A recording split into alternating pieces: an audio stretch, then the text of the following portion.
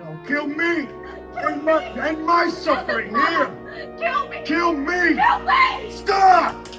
And what do you consider? Another victim of the gods' apathy for us? Some care. Better to say I am another victim of the gods' battle for our soul. Why even quarrel over us? Why do we matter so much to them? Hey, what's up, everybody? Just wanted to invite you to hang out with us as we smoke some cigars, cracked over some beers on this beautiful evening. I just wanted to talk to you guys a little bit about something, bro. Cheers. Our play, Katharsis. Some of you have heard about it. Some of you have seen the posts. It's our latest work on the stage, and it's kind of a modern take on Greek tragedy. Now, I say the word modern, but we are playing this straight. We're not making the Greek tragedy take place in modern times.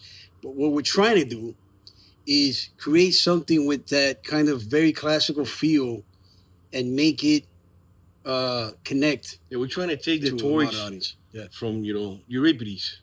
I don't know if you ever heard about Euripides. He was a playwright from, classical times in ancient Greece. And, look up something like the Trojan Women. That's a play that he did. So it's kind of like we're trying to take the torch of that and create a modern version of Greek tragedy. That's what we're trying to do with this. Now, some people might ask, why? Why would you do that? There's a couple of reasons. I mean, the main reason is we just like that stuff.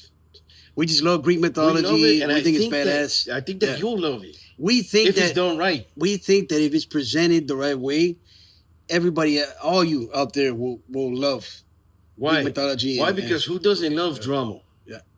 Who doesn't love something dramatic? In front of them, and seeing some of the human condition being performed in front of them, and seeing some solutions. Also seeing some of the questions. We ask some questions in it as well, and then maybe you can answer them, or maybe through watching it you can have those questions answered and have a catharsis. Yeah.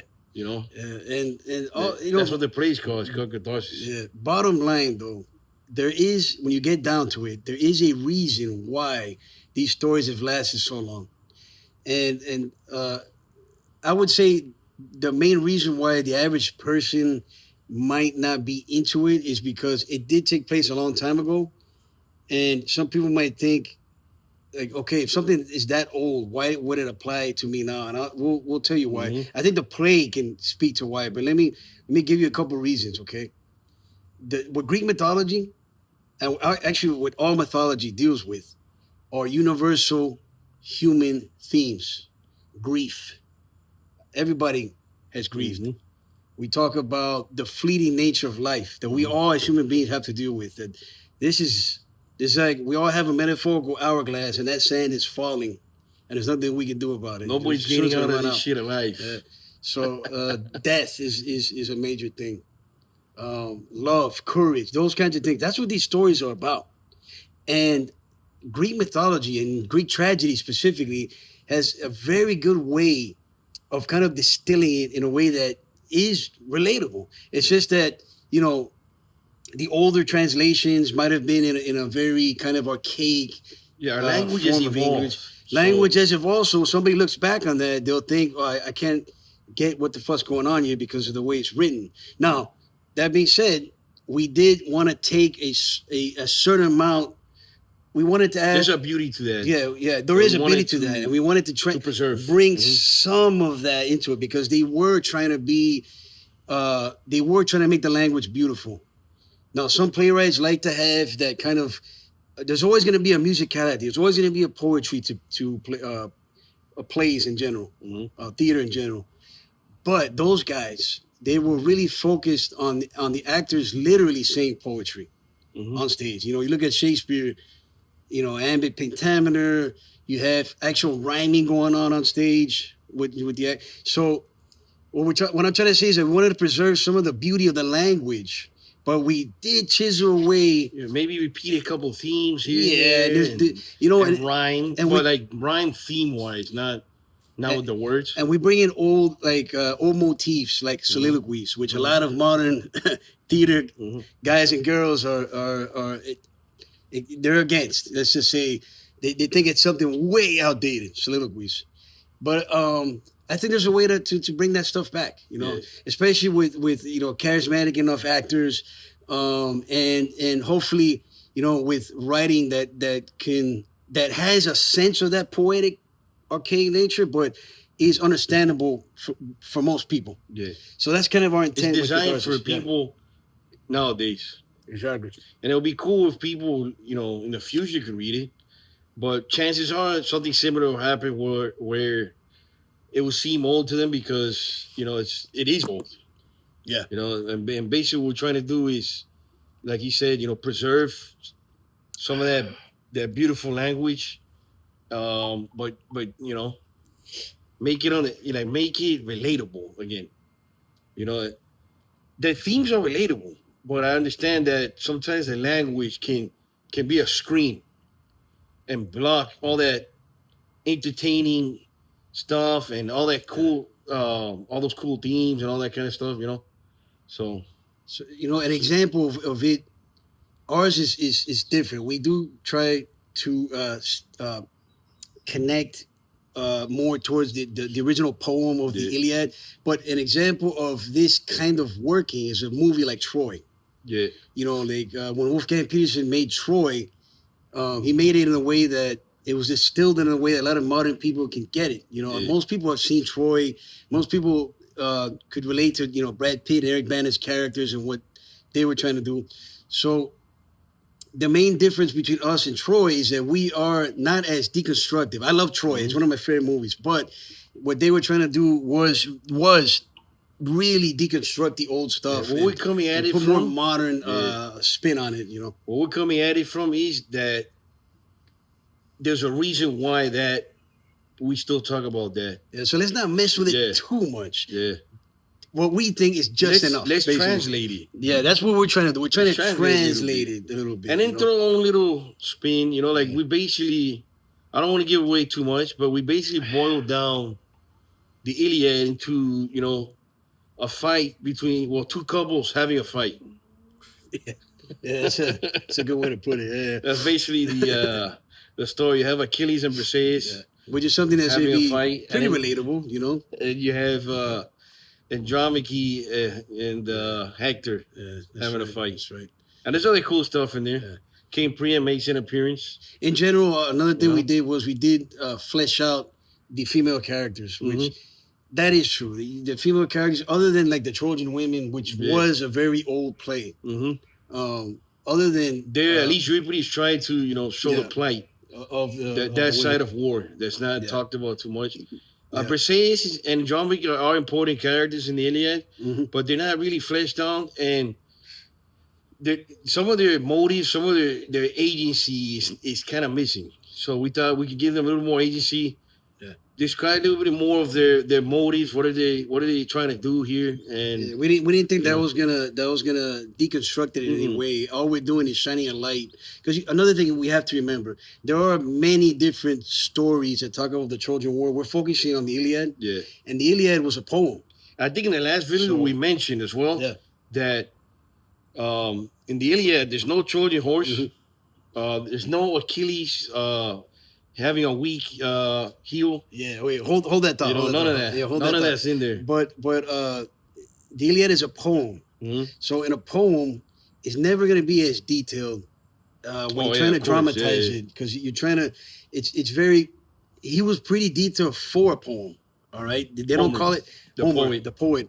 He was pretty detailed he made it pretty detailed for a poem as far as the interactions between the characters and everything like that, and some of the the action scenes and everything during the combat.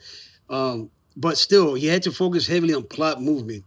Yeah, and there wasn't a lot of time to just kind of sit there with characters. That's the case usually in poems. Yeah, so that's the thing that as playwrights we had to really take moments and zoom in on these moments. And hone in on the humanity of those moments, right? So a lot of not just old poetry, but older prose in general tends to I mean, in that epic style. roles, like stuff like myths, like when you talk Yeah. about, they're talking about the overall story. So maybe that'll be, they might not be as interested in specific character motivation or character and all development. of that being said, even if we manage to not change too much, we tried as hard as we could not to change it. We tried to honor, we tried to honor as much as material possible. as All much that as being said, when it's being performed in front of you, this is our intent. Yeah. With actors on stage, and you feel their emotion, you won't necessarily have to understand every word. You don't have to. There's gonna be some names that might fly over your head. You know, Agamemnon. Who the fuck is that? And who else that? Patroclus. Who was that? He's an important character, so I do hope you know who that is by the end of it. But maybe you won't forget. Maybe you won't forget the names by the time you get out of there. You know. But what we hope you don't forget is the humanity of the situation.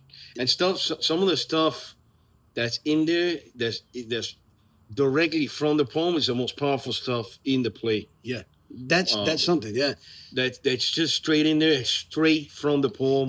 We have, for those of you familiar with the Iliad, we have the scene between Achilles and Priam. I'm not gonna say anything else. If you don't know the story, come on out. Just come on out and watch it. But if you do know the story, and you've read the Iliad or whatever, or you've seen Troy even, we do have the scene, the famous scene between King Priam and Achilles, which is the heart of the poem. And it's actually the climax of the poem. Yeah, and it's kind of our heart too. There's some other themes we're exploring as well, but it's a very important part of the poem.